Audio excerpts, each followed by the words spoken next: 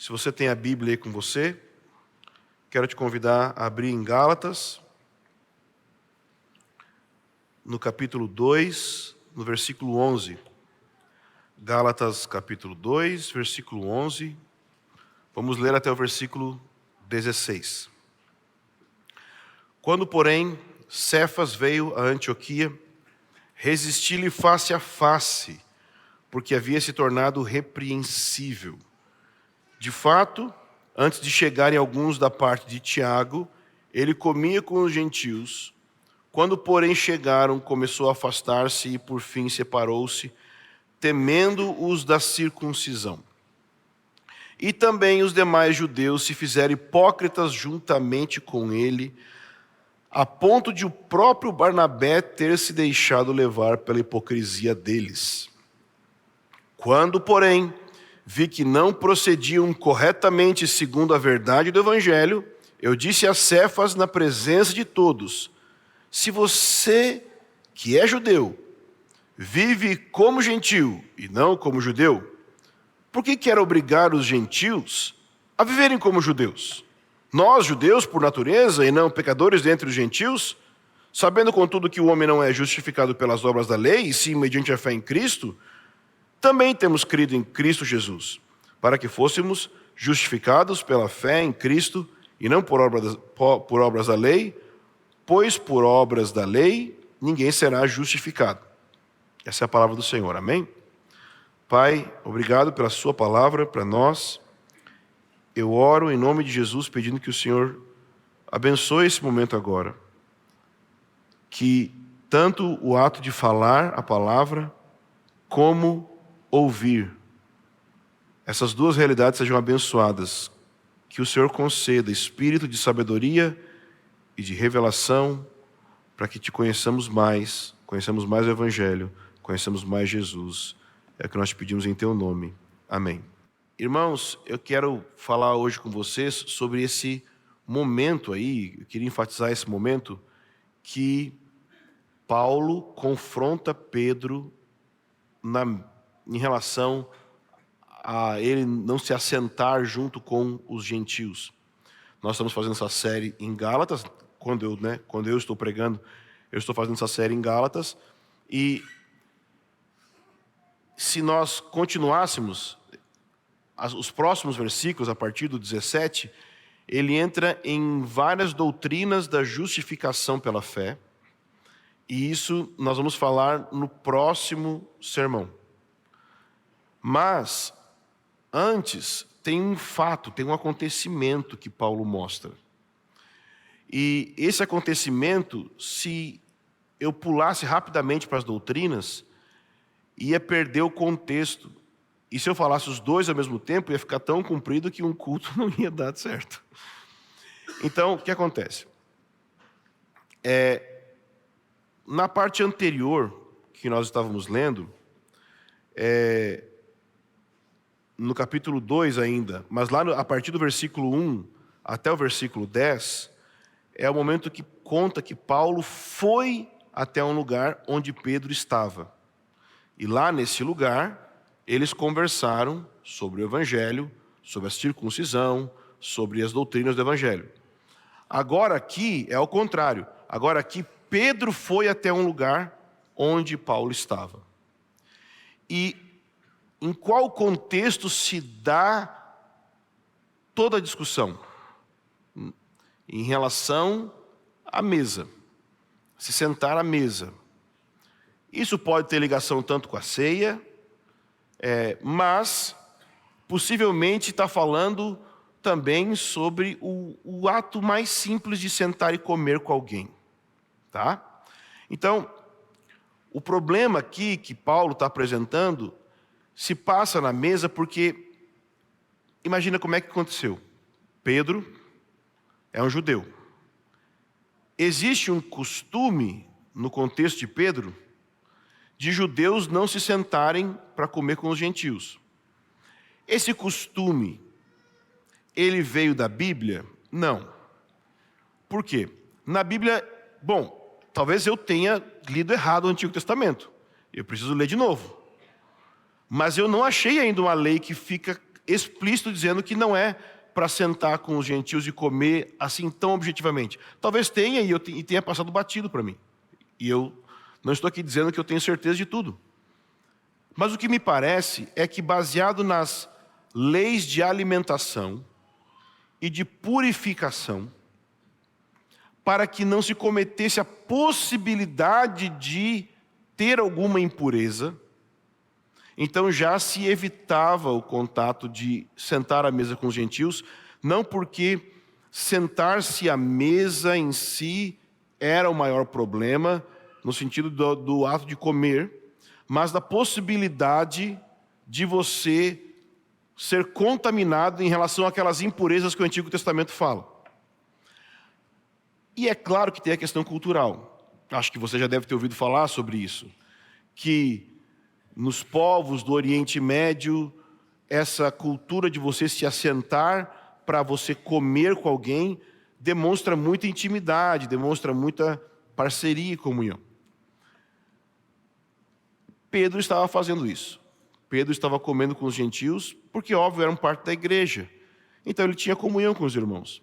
E então chegam alguns judeus mais linha dura, que eram judeus que tinham convertido a Jesus, supostamente, mas que diziam que os gentios, gente como a gente, tinha que abraçar costumes judaicos para se tornar povo de Deus, para ser da parte do povo de Deus.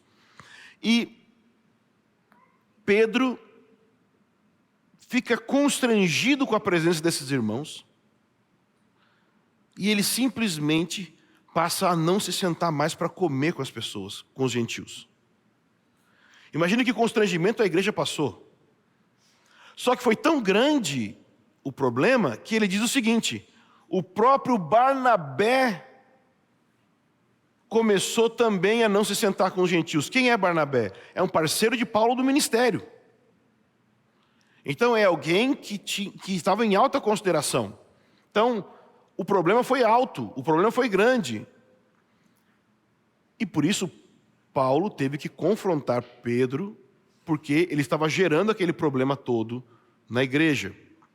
Depois que ele confronta, aqui o texto vai ser desenvolvido de tal maneira que, ao fim do confronto, tem a apresentação de um pouco de doutrina também, de justificação. Eu quero explicar para você esse contexto. Em primeiro lugar, Pedro estava sentado à mesa comendo com os gentios. Eu quero que você lembre um fato da vida desse homem. Um fato que está em Atos, no capítulo 10, a partir do versículo 9. Pedro, ele está com fome. E ele sobe até um terraço de uma casa para orar antes do almoço. Ele quer comer, mas ele vai orar enquanto o pessoal está fazendo o almoço. E ele, enquanto ora, a Bíblia diz que ele tem um êxtase, que ele tem uma profunda experiência profética e Deus fala com ele. O texto bíblico diz, mais ou menos assim, que Pedro subiu ao terraço por volta do meio-dia a fim de orar. Estando com fome, quis comer, mas, enquanto lhe preparava a comida, sobreveio-lhe um êxtase. Viu o céu aberto e um objeto como se fosse um lençol que descia do céu e era baixado para a terra pelas quatro pontas, contendo todo tipo de quadrúpedes, répteis da terra e aves do céu. O que são esses animais? São animais que, dentro do judaísmo, dentro das leis de purificação, são considerados impuros. Ok? São considerados impuros para se comer, para você ter eles. E aí, olha o que Deus fala com Pedro. E ouviu-se uma voz que se dirigia a ele: levanta-se, Pedro, mate e coma. Então, tem uma visão. Essa visão mostra um lençol descendo com vários animais que, dentro da cultura e dos ensinos que Pedro tinha recebido, ele não poderia comer. a voz de Deus fala para ele o quê? Levanta, mata e coma. Faz uma comida com isso aí. Ou seja, Deus aproveitou o fato de que Pedro estava com fome e que ele queria almoçar, para já dar uma visão para ele sobre comer, sobre comida. Só que olha o que Pedro responde. Mas Pedro respondeu: de modo nenhum, Senhor. Pedro respondeu para Deus: não, Deus, eu não vou fazer o que você está falando. Como assim? Peraí. Deus está aqui aparecendo, Deus está falando com você, Pedro, e você está dizendo não. E ele diz: de modo nenhum, Senhor, porque nunca comi nada que fosse impuro ou imundo. Então havia uma tradição que obviamente não veio do nada, veio da Bíblia, veio dos ensinos sobre pureza de alimentação que é ensinado na Bíblia, que é da lei. Só que para Pedro, a tradição dele, naquele momento da visão, falou mais forte que a visão. Deus falou algo, mas ele tinha uma tradição que dizia: eu sei que Deus está falando, mas a tradição dizia: de modo nenhum eu vou comer isso aí. Mas Deus está mandando comer. Parece estranho, mas depois a voz de Deus responde o seguinte: pela segunda vez a voz falou: não considere impuro aquilo que Deus purificou. Só que o assunto aqui não era simplesmente comida. Qual era o assunto? O assunto era que Pedro iria precisar ir até a casa de um gentil, Cornélio. Ele iria precisar ir até a casa desse gentil pregar o evangelho. E é a primeira vez que os gentios ouvem a pregação do evangelho. Então Pedro tem a visão de animais impuros que ele não comia, mas a voz de Deus manda ele matar e comer, porque o que Deus purificou não deve ser considerado impuro. Então depois a voz de Deus vem e fala com ele, orienta ele que alguns homens iriam chegar até a casa, iriam chamar ele, porque um anjo tinha visitado Cornélio, falado com Cornélio para chamar Pedro, e Pedro vai então até a casa de Cornélio para pregar o evangelho. Pedro prega, e ao início da pregação ele diz: olha, vocês sabem que não é lícito aqui, um judeu está na casa dos gentios, um judeu está entre os gentios, e inclusive o trabalho que Cornélio talvez exercia poderia não ser o trabalho mais puro do mundo, mas o trabalho da pessoa que Pedro estava na casa aqui em Atos 10 também não era o trabalho mais puro para um judeu. Então, o que eu estou querendo dizer com isso? Pedro já tinha tido uma experiência com Deus, que Deus tinha ensinado ele, que não tinha problema ele sentar com os gentios. Pedro já sabia, por revelação de Deus, que não tinha problema ele se sentar com os gentios e comer com os gentios. Deus já tinha falado isso com ele. Mas mesmo assim, ele saiu da posição que ele estava da revelação e ele voltou atrás. Entendeu? Então você percebe o dilema que Pedro está enfrentando?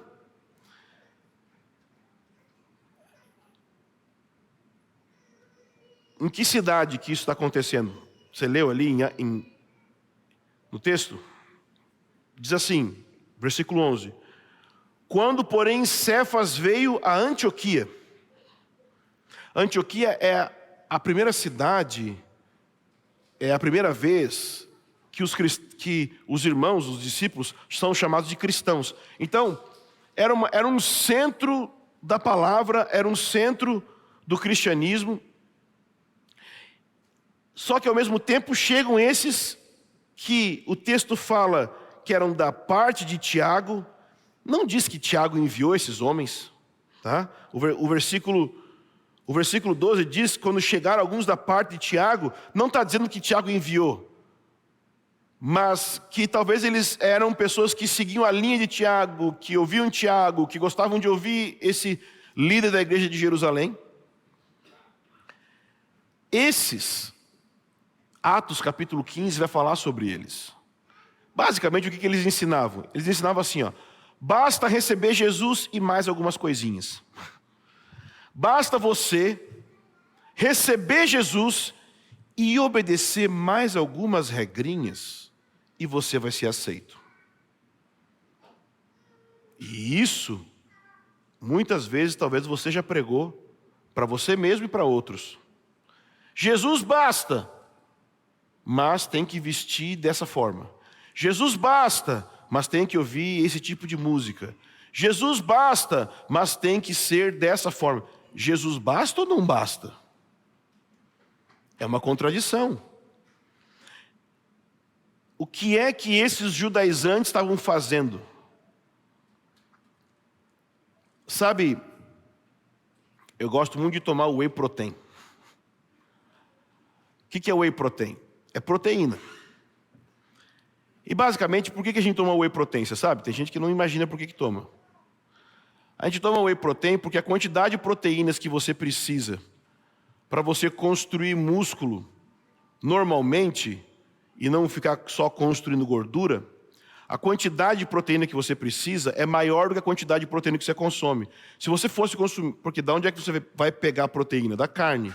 Se você fosse comer o tanto de carne que você precisa para construir músculo, você ia passar o dia comendo e você não ia aguentar. Então, o que é o whey protein? É uma suplementação que você faz de proteína. Você completa o que falta. É uma suplementação. O que esses judaizantes faziam? Suplementação. Eles faziam uma suplementação de Cristo. Parece que esse tanto de Cristo aqui, que você recebe no Evangelho, o tanto de salvação que você recebe no Evangelho, não basta. Então, nós vamos suplementar com algumas regras para manter você na linha. Mas eu quero que você guarde algo na mente. Toda suplementação de Cristo é uma suplantação de Cristo. Toda suplementação de Cristo é uma suplantação de Cristo. Ou seja, tudo que você acrescenta à mensagem do Evangelho faz com que você dissolva e acabe com a verdade do Evangelho. Se você fala algo, pensa algo, que diz que, além do Evangelho, você precisa acrescentar outras coisas, regrinhas e princípios, para suplementar a mensagem, você vai suplantar a mensagem. Você vai acabar com ela, você vai sobrepor sobre ela e vai tornar ela obsoleta. Era isso que esses homens estavam fazendo.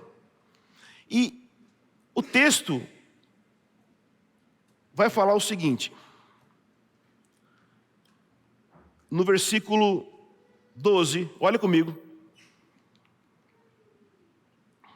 Diz: de fato, antes de chegarem alguns da parte de Tiago, ele, Pedro, comia com os gentios. Quando, porém, chegaram, começou a afastar-se deles e, por fim, separou-se, temendo os da circuncisão. Olha essa expressão. Temendo os da circuncisão. Pedro não se afastou porque ele mudou de ideia sobre o Evangelho. Pedro teve uma visão onde Deus falou com ele sobre ele estar com os gentios, ele poder estar com os gentios, mas ele, por medo de ser excluído talvez do grupo, ele temendo os da circuncisão, foi por causa de algo emocional, foi um medo no seu interior, levou ele a agir de uma maneira que só tem um nome para dar: Racismo. Quando você decide, imagina, que, por exemplo, existem certos lugares, por exemplo, shopping center. Às vezes você pode estar no shopping center tão lotado, e você vai na praça de alimentação, que às vezes você está naquelas mesas que é uma mesinha ligada com a outra. Pode ser que chegue alguém e fale, posso sentar aqui? Imagina você se levantar da mesa por causa da raça da outra pessoa. Foi isso que Pedro fez. Pedro era racista? Não. Pedro foi racista? Sim. Ou seja, ele não era no sentido de que ele não abraçava esse comportamento em todo o tempo. Mas pessoas que tinham essa mentalidade geraram medo na mente de Pedro, e Pedro agiu conforme o grupo, excluindo os gentios, sendo racista. Ou seja, olhando a pessoa com preconceito. Existe uma discussão se racismo é todo preconceito racial, ou se racismo é somente em relação a povos que sofreram da escravidão. Eu não sei, eu não entendo. Pode chamar de preconceito racial, o nome que você quiser chamar. O fato é, excluir alguém por causa da cor da pele, da nacionalidade, do sotaque. O que você acha que Deus pensa sobre isso? Qual você acha que é a maneira que o Evangelho lida com isso? Foi isso que Pedro fez. Quando a Bíblia fala que Israel deveria de se separar das outras nações, essa separação era se separar para ser um povo que servisse às outras nações. Israel nunca foi chamado para se separar, para ser melhor, mas para servir. E agora Pedro está indo na direção oposta disso. Ele está indo na direção daqueles que olhavam os gentios como um povo sujo. Você já olhou para outras nações e povos e pensou, ai, parece pouco sujo. Por quê? Por quê? É algum tom de pele? O que é que está te fazendo pensar isso? É o quê? É a música que eles ouvem? É a comida que eles comem? Só que quando a gente pensa isso em relação a um povo que está lá do outro lado do mundo, não tem tanto problema, porque a gente não enfrenta o problema diariamente.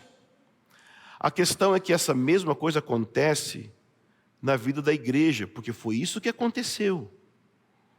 Foi na vida da igreja que Pedro abraçou um comportamento e Paulo vai chamar esse comportamento de hipocrisia.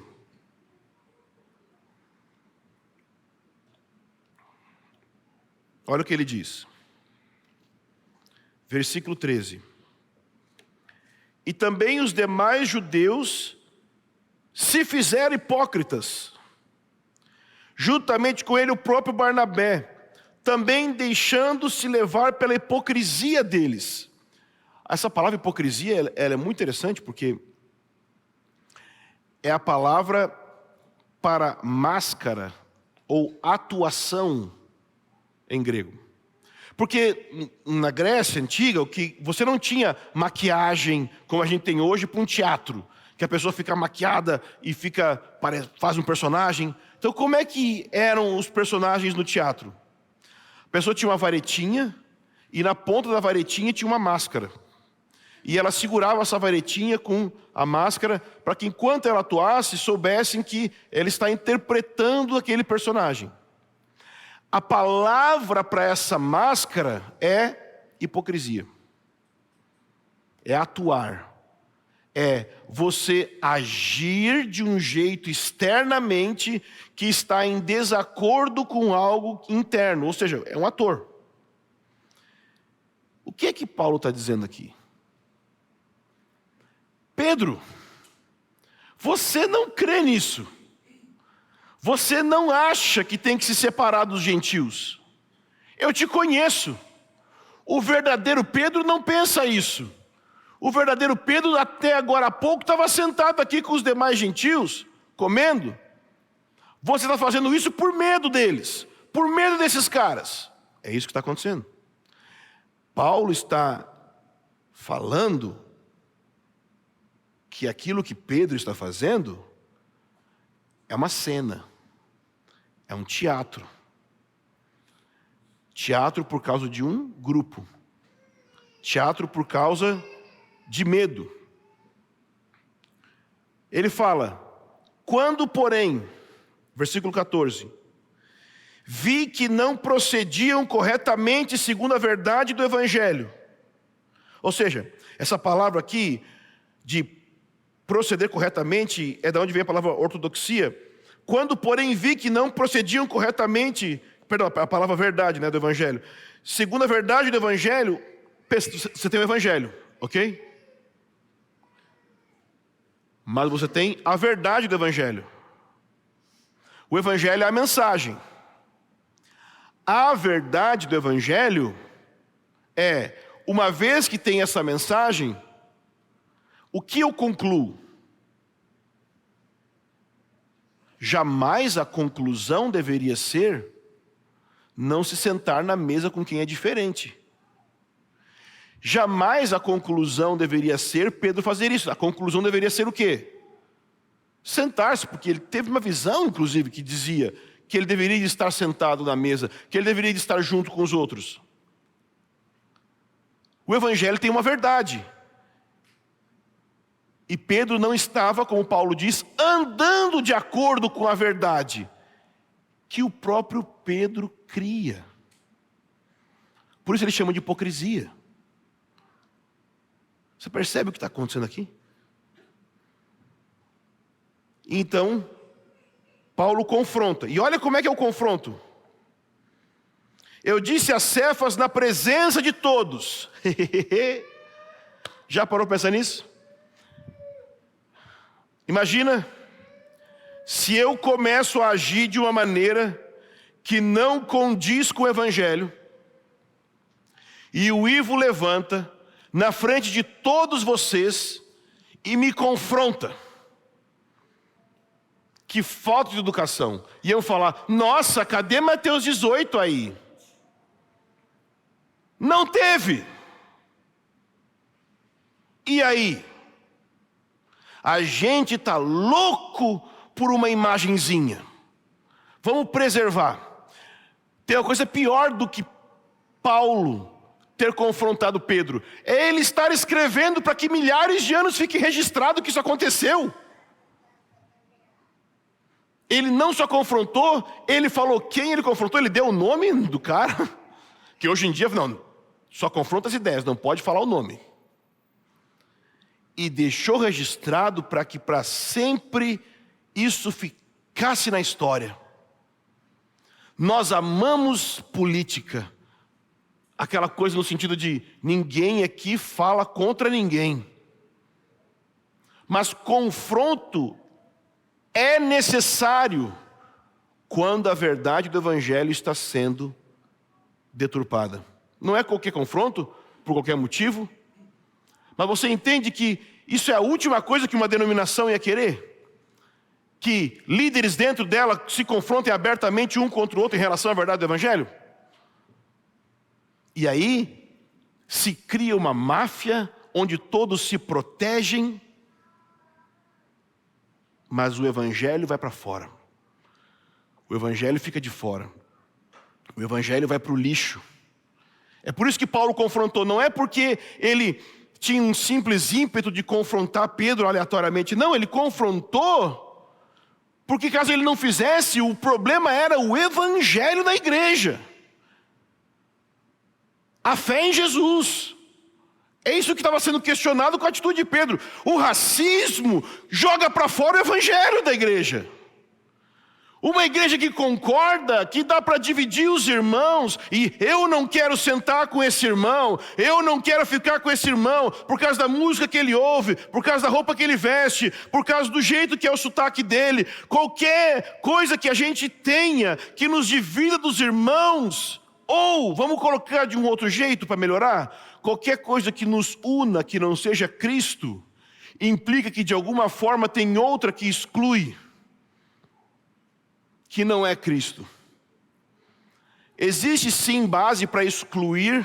Paulo fala, se alguém vem até vocês, diz que é irmão, e não age como irmão, com esse você nem coma.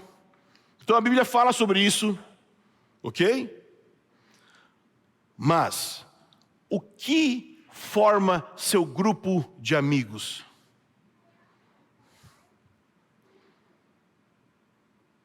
É Cristo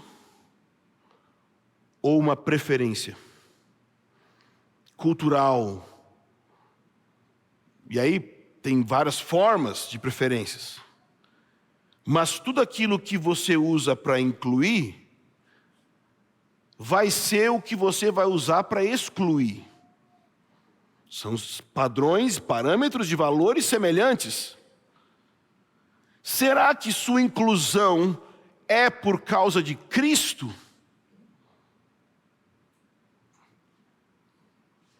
Quem visita você na sua casa?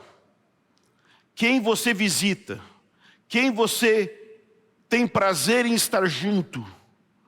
Você tem por causa de Cristo ou por causa de alguma preferência cultural diferente, um jeito de ser? Não é que eu me dou melhor com fulano. Eu não me dou melhor nem comigo. Todo mundo é pecador. Você vai precisar de Cristo para mediar uma relação até com você mesmo. Então é óbvio que você vai precisar de Cristo para mediar a relação com qualquer pessoa da comunidade.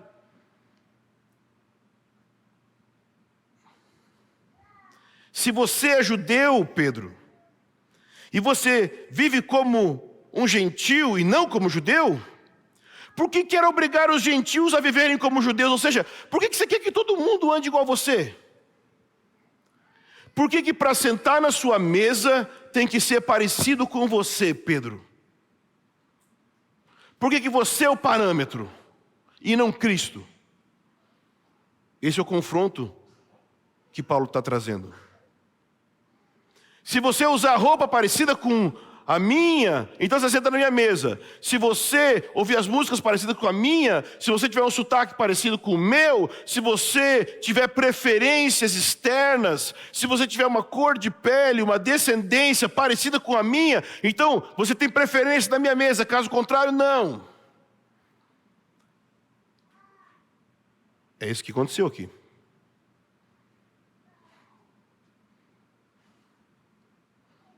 E quando ele confronta, ele faz algo diferente aqui.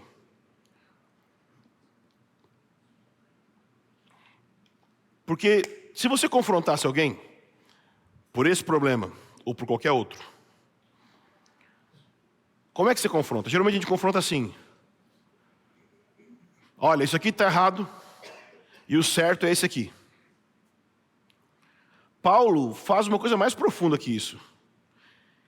Ele fala, nós judeus por natureza e não pecadores dentre os gentios, sabendo contudo que o homem não é justificado pelas obras da lei, e sim mediante a fé em Jesus Cristo, também temos crido em Cristo Jesus, para que fôssemos justificados pela fé em Cristo, não por obras da lei, pois por obras ninguém será justificado. O que Paulo está querendo dizer? Paulo está apelando para o Evangelho, Paulo está falando o Evangelho no processo do confronto. Quando você confronta, em qual base? Paulo está usando o Evangelho. Então, vamos aqui agora encaminhar para o fim, ou para a metade o nome que você quiser dar, chamado aplicação. Qual foi o problema que Pedro estava enfrentando? E como que esse problema afeta a nossa vida? O texto bíblico diz que Pedro, temendo os da parte de Tiago, ele tinha medo. O que é que estava dentro do coração de Pedro? Tinha um desejo lá dentro. Um desejo por aceitação. Pedro queria ser aceito pelo grupo. Desejo de aceitação é uma coisa normal. Não tem erro em você ter o desejo. O dilema começa na nossa vida quando esse desejo por aceitação, essa necessidade de aceitação, ela se torna algo que controla a maneira que a gente vive. Ela controla nossas atitudes, ela controla nossas ações.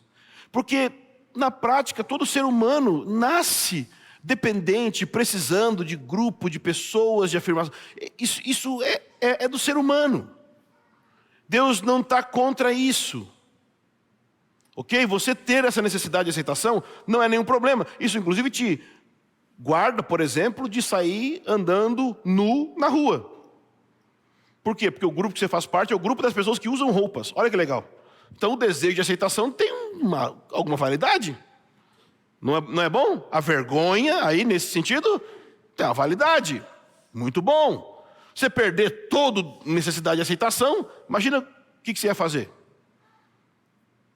Agora, quando você é confrontado com o fato de que Pedro, baseado nessa necessidade de aceitação, ele foi levado a excluir os irmãos, você percebe como que era grande esse desejo. O desejo de aceitação é uma espécie de propensão, inclinação que você tem de dar uma resposta para as pessoas, dar uma resposta para o seu meio, que ela seja a mais aceita pelo grupo ou pela pessoa em si, que está do outro lado, mesmo que não seja verdade. É aquela propensão que você tem de eu vou fazer isso porque eu sei que o grupo quer, não porque é verdade. Eu vou fazer isso porque essa pessoa que eu gosto tanto, que eu preciso tanto da aceitação dela, ela quer isso, não porque eu creio que esse é o certo e esse é o verdadeiro. O que levanta a pergunta: quem é o teu Senhor? Porque o teu Senhor é quem governa o que você faz. É quem controla as suas ações, suas atitudes. Se é o grupo ou uma outra pessoa, se não é um grupo, pode ser só uma pessoa, quem está se assenhorando não é Jesus. Jesus não está sendo o Senhor. O grupo está se tornando meu Senhor. Aquela pessoa que eu preciso de aceitação está se tornando Senhor sobre mim. Você se sente apreensivo quando você precisa compartilhar uma decisão que você tomou com alguém?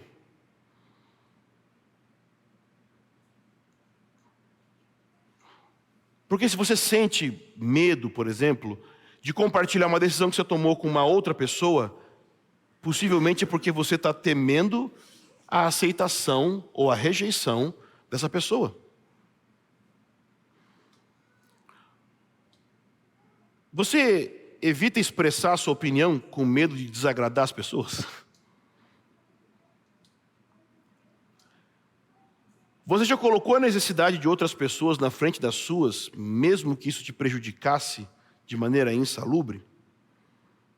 Por exemplo, dizer sim para algum tipo de convívio com muitas pessoas, vamos para esse tipo de festividade, mas você está completamente cansado, precisando descansar por causa do seu trabalho. Você fica condenado porque você não está indo no que o grupo está fazendo. Festividade, atividade da igreja, conferência da igreja. Todo mundo está na conferência, está culpado. Mas você não está culpado porque você está pecando contra Deus. Está culpado porque o grupo. Você sente rejeição do grupo. Não tem a ver com Deus. Você acha difícil dizer não para as pessoas?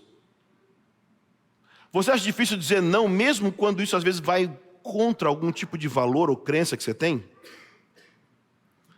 Você se preocupa com como as pessoas pensam a respeito de como você veste?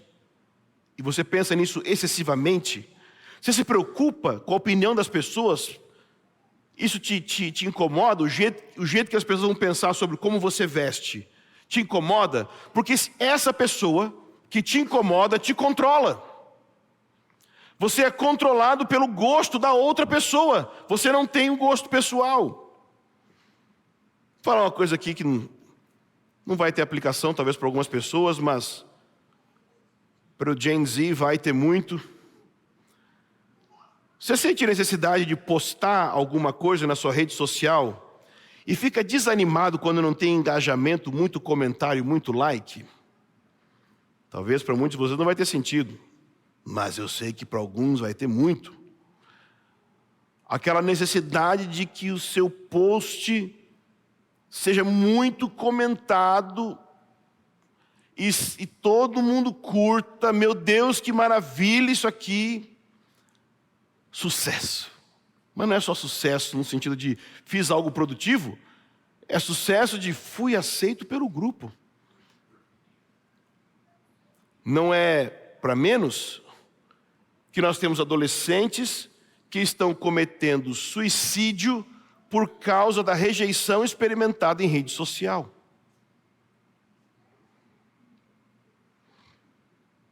Você encontra dificuldade de estabelecer limite assertivo, de se comunicar de forma clara, de forma honesta? Porque essa necessidade dentro de Pedro levou Pedro a agir com hipocrisia. Então você tinha uma necessidade, a necessidade levou a uma atitude. A necessidade de aceitação levou a atitude de hipocrisia. E a hipocrisia, geralmente a gente pensa que é ser fake. Como se fosse assim, ó. Você diz que crê no Evangelho, mas você está agindo em desacordo e não está sendo... Ou seja, sempre parece que a hipocrisia é, na verdade, que você não ama Jesus, e aí você está agindo como se amasse, você fala que ama, mas você não tem atitudes que provam que você ama. Entende? Você olha alguém, essa pessoa fala, eu amo Jesus. Aí, essa pessoa tem atitudes que dizem que ela não ama Jesus. E aí você pensa, isso é hipocrisia. Isso não é hipocrisia, isso é imaturidade. Porque isso é a sua vida, isso qualquer cristão está vivendo. Todo mundo está nessa jornada de amar a Jesus, mas ainda ter muitas coisas na sua vida que não consegue agir de acordo e fazer na prática como se amasse. A hipocrisia não está nisso. A hipocrisia está no contrário. Pedro cria no Evangelho. O Evangelho dizia, você é aceito por Deus. Mas ele colocou uma máscara do grupo para receber a aceitação do grupo. E por meio disso ele entrou numa hipocrisia de dizer que ele tinha que excluir os gentios, coisa que ele não cria. Ele estava agindo de um jeito conforme o grupo dizia, mas dentro dele, claramente, ele cria em outra coisa. Você crê no Evangelho. O que acontece é que muitas vezes você é confrontado com situações que não é que você age realmente conforme você crê. Você age em desacordo com o que você crê. porque você tem medo de que te rejeitem. Se você agir de acordo com o que você crê que é o Evangelho, vão te rejeitar. É dessa hipocrisia que Paulo está falando. Você tem o Evangelho dentro de você se você recebeu Jesus. Isso significa que Jesus colocou desejos santos em você. Mas nem sempre, quando você ouve uma fofoca, você consegue cortar ela. Não porque não te incomode, mas porque você tem medo que ao cortar a fofoca, o fofoqueiro te rejeite.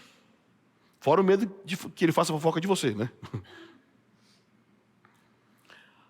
A hipocrisia, então, não é tirar a máscara. Mas não é tirar a máscara para dizer, tá vendo? Você não crê. É tirar a máscara para dizer, tá vendo? O seu verdadeiro eu crê no Evangelho. Você quer isso, mas você está agindo em desacordo. É o contrário. E o fato é que o desejo, a necessidade de aceitação, que levou a uma atitude de hipocrisia, se tornou uma ação de racismo. Ninguém acorda de manhã e pensa, hoje, bom, a não ser companheiro do Hitler. Mas eu pensando em gente normal aqui, ninguém acorda de manhã e pensa, hoje eu vou ser racista. Não. Na verdade, o que mais impressiona é que quando você tem uma ação, atitude, fala racista, muitas vezes você não percebe. Por quê? Porque você não foi movido pelo desejo da ação externamente. Tinham outras coisas ao redor, como ignorância, por exemplo, que te fizeram agir daquela forma. O que eu estou querendo dizer é que o pecado não muda, mas foi a necessidade por aceitação que levou a uma atitude de hipocrisia que culminou numa ação de racismo. Talvez você exclui pessoas da sua vida de um jeito que você sabe que não deve e nem quer fazer isso, porque você crê no Evangelho de fato. Mas por causa da aceitação, existe um tom de pele predominante na sua mesa. Por causa da aceitação do seu grupo, tem um tipo de vestimenta específica que é predominante na sua mesa. Por causa da aceitação, tem um gosto cultural predominante na sua mesa. Só que sua mesa deveria de refletir o Evangelho. Suas amizades deveriam de refletir o Evangelho. Porque é isso que o Evangelho dentro de você quer fazer. Ele é para todo povo, tribo, língua e nação. Portanto, nessa comunidade, porque a gente pode estar pensando lá para fora, aqui nos seus relacionamentos, a verdade é que Cristo em você está querendo se abrir para todos. Não quer excluir ninguém.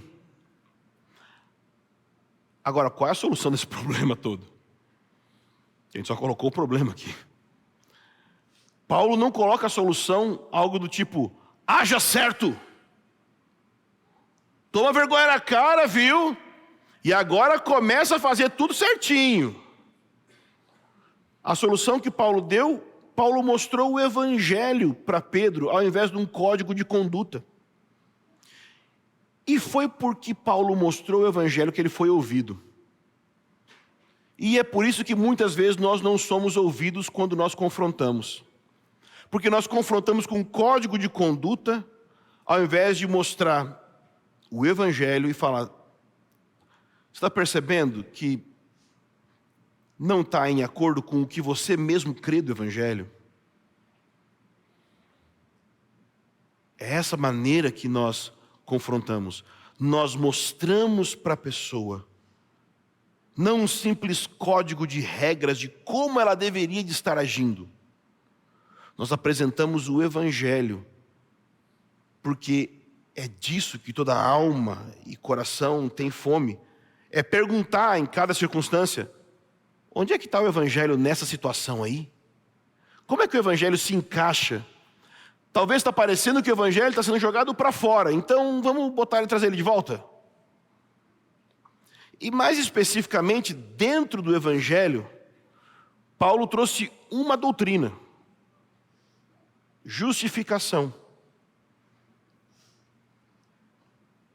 Que significa, em palavras bem simplórias, aceitação.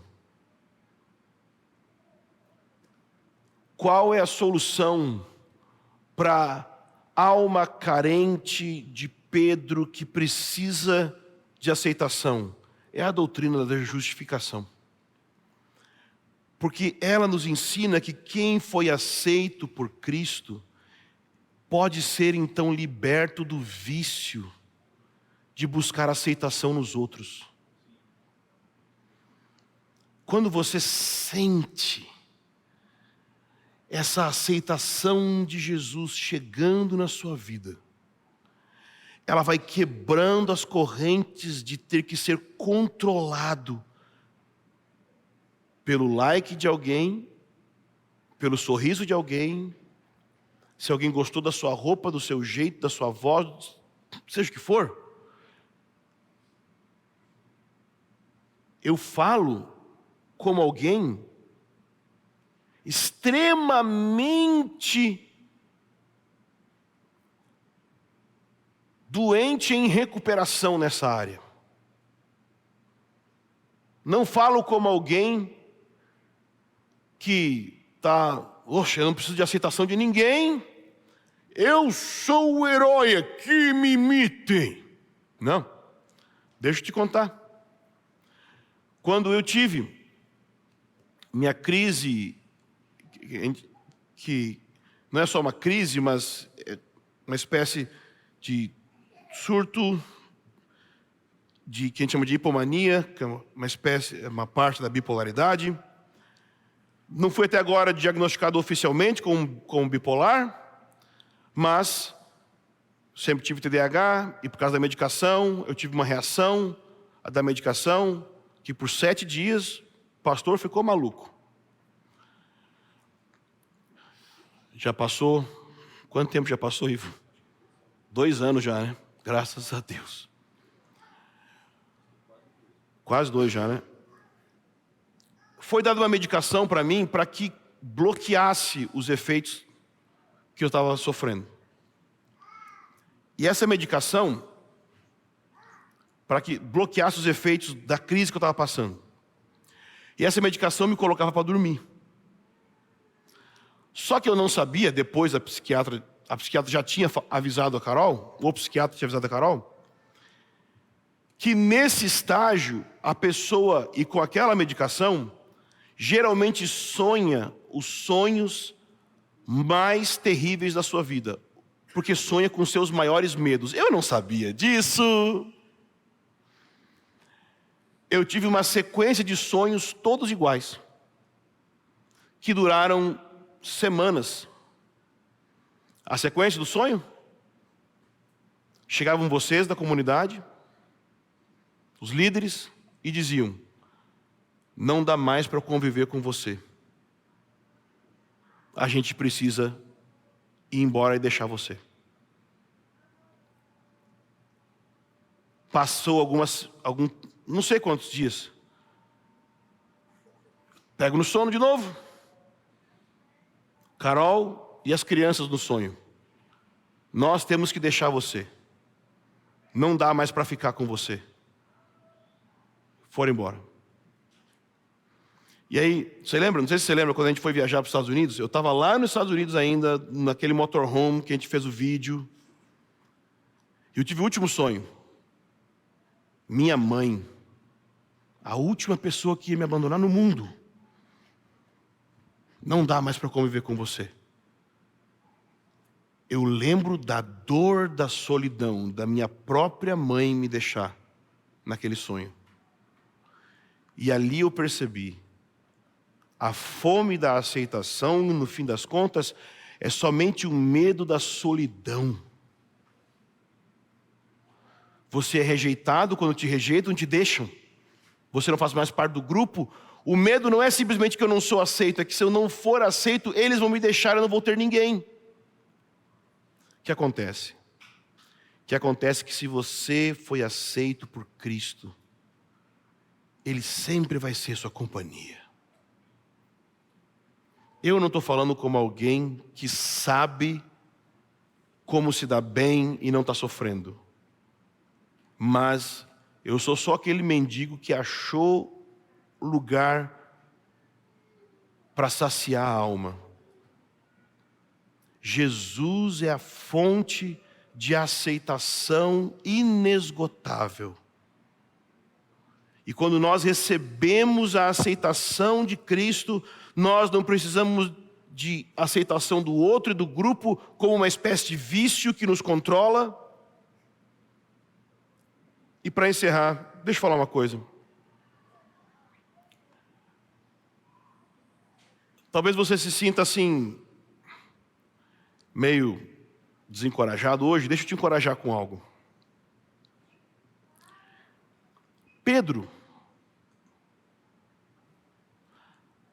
era um apóstolo quando cometeu esse erro. Ele já era um ministro do Evangelho. E deixa eu te falar do tipo de erro que ele cometeu. Se você observar cirurgicamente, o erro que Pedro cometeu aqui, de alguma forma é uma sombra dele ter negado a Cristo. Ele está negando a mesa dos irmãos agora. E ao negar os irmãos, ele está negando o Evangelho. E é óbvio que ele não está negando essencialmente como um apóstata, mas tem uma verdade que ele esqueceu. E aí, acabou para Pedro? Não. Essa aqui é a boa notícia.